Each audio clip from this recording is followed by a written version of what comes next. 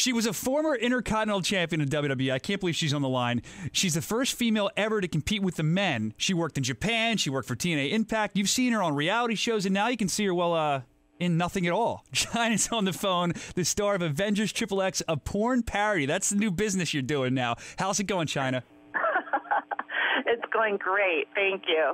A porn parody, like after everything, now I get to be angry and turn green and have fun, sexy. I'll say that. That's probably a lot of fun, the new business you're in. You're playing the She-Hulk, and they had to paint you up for that, right?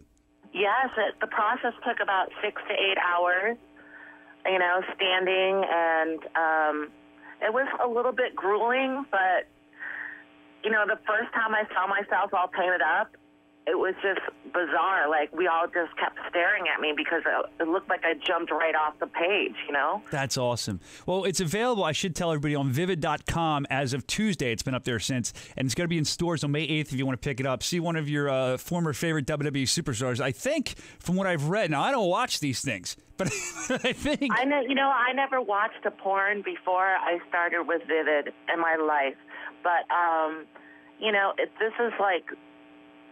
It's the number one company in the world for, this kind of film, and it was like just an amazing process. It's the biggest project I've ever done, really. Are there any similarities, do you feel, between the adult film industry and the professional wrestling business that you can see? Wrestling was more live entertainment, and, physically it was just very natural for me. Okay. And this is kind of major film work, There's amazing direction, there's amazing makeup, it makes you feel beautiful. It's a sexy, safe environment. I mean, it's got all the elements besides fear, foam finger, and a beer, Yeah, right. Although that might be an idea to direct. You could have like a live show, and people could be like, they could be chanting things at you and stuff. That would be very interesting. They could be throwing beer at you, and if they like the scene or don't like it.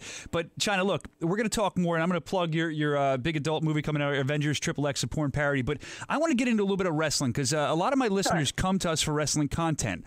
I'm curious. You've had a huge career. When did you first decide to get into professional wrestling? Like, what was the thing that made you say, I want to do this? I was actually kind of discovered. I mean, I always wanted to do film, first and foremost. I wanted to be on TV, I actually went to a show, and Shawn Michaels kind of discovered me and said that I reminded him of Corey Everson and the Van Damme movies, and and some of the mixed martial artists, the bodyguards, the, Kill Bill type of thing.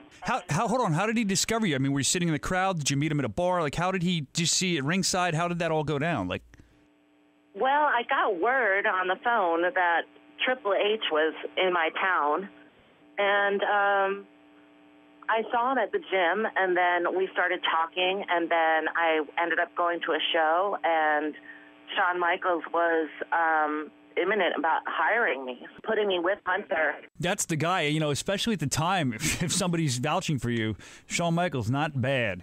Yeah, I mean, I didn't know anything about wrestling, really, but, when I saw him on, it was all glitz and glamour, so... And he's the first person that really, when I watched a match, like, I thought, that's a true match, That's, like, athleticism and charisma beyond. After you got into the business, because I was going to ask you who you idolized before you got into the business. Obviously, you weren't. I guess you were kind of a fan. Who did you really like before you got into the business? Well, I didn't really know anybody when I got into the business, but I remember when my brother would have his friends over, and we had this dog kennel in the backyard. Okay. There you go. And so he would go in with his friends and have, like, cage matches, and I would make them a belt and stuff. But... I think every kid did that. I used to do that, too. I was superstar Brian Soscia when I was a kid. I was crazy.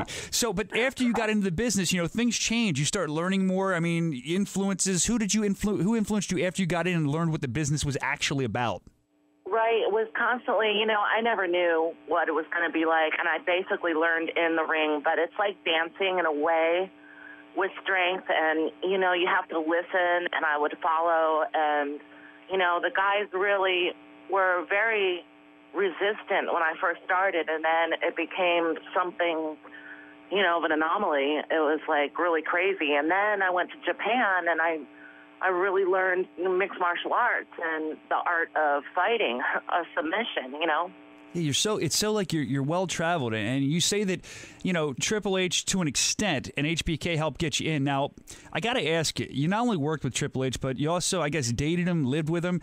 You guys were always together. You may have known him at that time better than anyone else at that period because you're always with him. Does it shock you looking back, like hindsight being 20/20, with what happened? I mean, did you see what was going to happen with him? The breakup and all.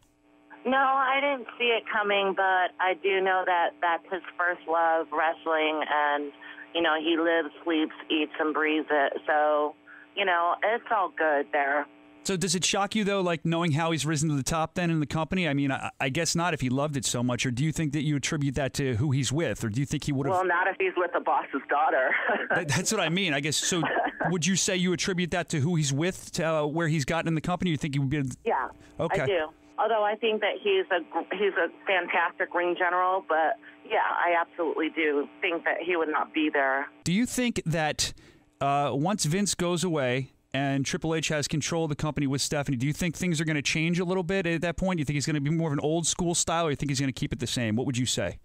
I would say that it's pretty lame right now. I don't know. I mean, no offense to the athletes, but I think that they're missing out on the storylines, and everybody's watching UFC now, and they don't have the storylines like we used to have that drew people in. Wrestling is supposed to be, to me, like a professional wrestling, I'm gonna say, like a physical male soap opera, right? Uh-huh. And I feel that it's lacking. I don't know if it's lacking. I feel like it's more for children now than it was more for adults when you were there. So I don't know if kids know the difference. They just want to see guys bash each other. You know what I mean? That's probably true. Yeah, that's a good point. That's the way I tend to look at it. But I know what you're saying, because that's a common complaint from people. But, they're still making a couple dollars. So we'll see where they go from here. Now, if there was ever some hell froze over, and don't take us the wrong way, I mean, with the situation with Triple H and Steph, if they offered you a contract to come back, would you ever go back, or are you done with wrestling? Well, I have no problem with that part of it right now. I'm like really over it personally. Okay. I think I've had more trouble professionally directly with Vince McMahon. I think that's the issue. What would you say? What was the issue with Vince? Well, I think that the whole blood is thicker than water thing just created a problem. But I've met many great men, and I really believe he's more like a promoter, like doing the movie with Stephen Hirsch and like Hugh Hefner doing Playboy and with his directors. Like, it's not the same at all, They treat me completely like a different person, And Vince McMahon has basically ignored me, and I don't like to be ignored. Yeah, you're Chyna. I mean, I don't know how, in person, you couldn't be ignored on how he does it. Yeah, I feel like I spent a decade of my life, like, fighting, I want to talk about something else that was kind of ignored, something you were a part of, and I've always wanted the inside scoop on this, so I'm hoping you can give it to me. It was a match that I couldn't wait for, Jeff Jarrett, the Good Housekeeping match. Yeah. All right, now, Vince or whoever, WWE, I guess, kind of ignored his contract. It ran up, and I heard he got like $300,000 for that one match. I don't know if that's true, but take me through the day of the show. What was it like backstage? Were you offended, that after like building that match, doing so much promotion for it, that he decided, well, my contract's up and I'm not going to do it unless they give me some insane amount? I mean, a businessman, that's smart, but when you're working with the guy, you got to wonder if that bothers you a little bit. You take a little offense to that. It's kind of funny. I spent most of the day waiting for him because I didn't really know what was going on. Okay. And then I was just like, where is he? Where is he? That I wasn't going to get my title shot, So that's how I spent, like, the entire day. I'm like, go get me a fish. Go get me a microwave. Go get me a kitchen sink. And that's how, like, and then he showed up at the last minute and he said, I'm not going to let you down, Chyna. And it was, like, the best match of my life, You didn't know what was going on then most of the day until he showed up, said he wasn't going to let you down. I guess he got paid, went in and had a killer match then. I mean, there was no... Yeah, exactly. I mean, there was so much promotion leading up to the match as well. Oh, it was huge. It was huge. I don't really know what happened with, with that particular incident, but I knew he wasn't going to let me down. He told me I'll be there, you know. So you took him at his word. That's definitely, I would guess, a hard thing to do sometimes in the sports entertainment world. No, Jeff Jarrett's a man of his word, for sure. Good to know. All right, well, let's move on from Jeff Jarrett. Let's talk another guy you were dating, former wrestler, XPac. Did you have any interactions with Triple H? I mean, being that they're friends and stuff when you're with XPac, I know you guys had your rocky road there a little bit. Yeah, no, he showed up on my doorstep after they let me go, the whole incident. So very peculiar, but XPac did. It was extremely needy. Wow. Put it that way. Wow. You guys don't speak anymore, or?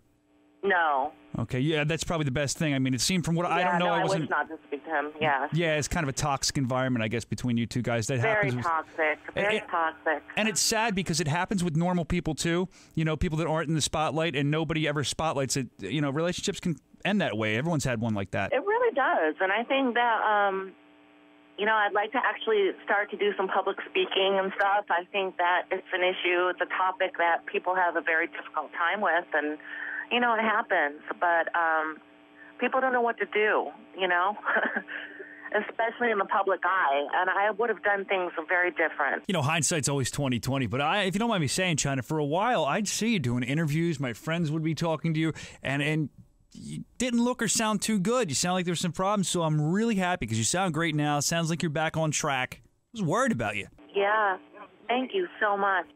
When you have somebody holding you up, it makes you a different person, Yeah, and that support and love and those people around you. You're no longer Chyna doll. You got the rights to just the name Chyna, right? I did, yes. I got my name in court in 2007, so it's officially Chyna. So you go around and are you Chyna like in the real world? Like, do you sign your checks Chyna? Ninth wonder of the world. That's it. Yeah. And how cool was that? Andre was the 8th, and you got to be the 9th. You should just ninth wonder of the world. You should just sign it. Let's talk current divas. Beth Phoenix and Kharma. They're not Chyna. You're not them, but there's a slight similarity there. So how do you feel about them? What are your thoughts on them? Well, I actually trained Kharma in a Japanese dojo, her first time out wrestling, and I believe that I paved the way for women's wrestling today. And that I just hope they're having fun and getting treated well and having a good time. I love them.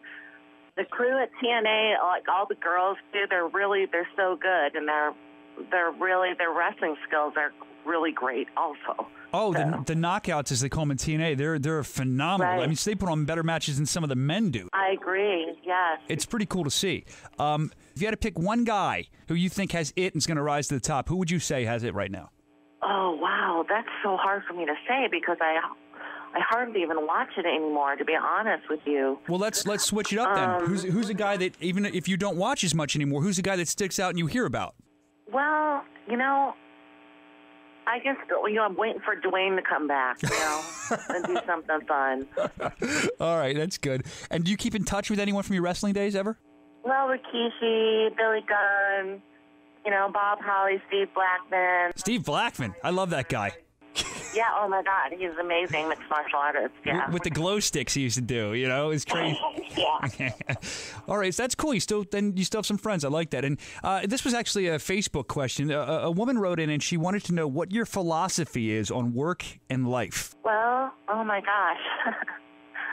I think it's all relative. We all have problems, and I think it's basically like kind of a law of attraction. So you just treat other people as you want to be treated and try your hardest and go for it because you have to have a dream, and dreams come with risk. So big risk, big rewards, as they say. Yeah, if you don't go for it, you'll never know, Very true. Well, Chyna, you're going for it in kind of a different way now, yeah? Yeah, it could be you, right? It could be you. Thank you so much for coming on. Before I let you go and plug the porn parody again, Avengers XXX, the porn parody, do you have anything you want to plug? Your Twitter account, perhaps? How can fans get in touch with you, talk to you? Well, I haven't been on Chyna 9 for a while, but I have to get back on there. Why is it Chyna 9, by the way? I saw that. It was the only one available. Oh, geez. It's funny, yeah. All right, so you're going to get back on there. I'll tell you what, I'll actually tweet you this interview. That can be your first time back on. You can retweet it for your fans. That'd be wonderful. Be very cool. Chyna, thank you for stopping by and visiting with the Soscia Network, and I really appreciate it. It was a pleasure talking to you. Anything else you ever need, you hit me up. Avengers XXX, a porn parody. Again, Vivid.com as of Tuesday, and in stores on May 8th. Chyna, you sound great. I'm sure you're doing great, and it was great to catch up with you. It's a pleasure talking to you. Thank you so much. You're welcome. We'll chat again soon. See you.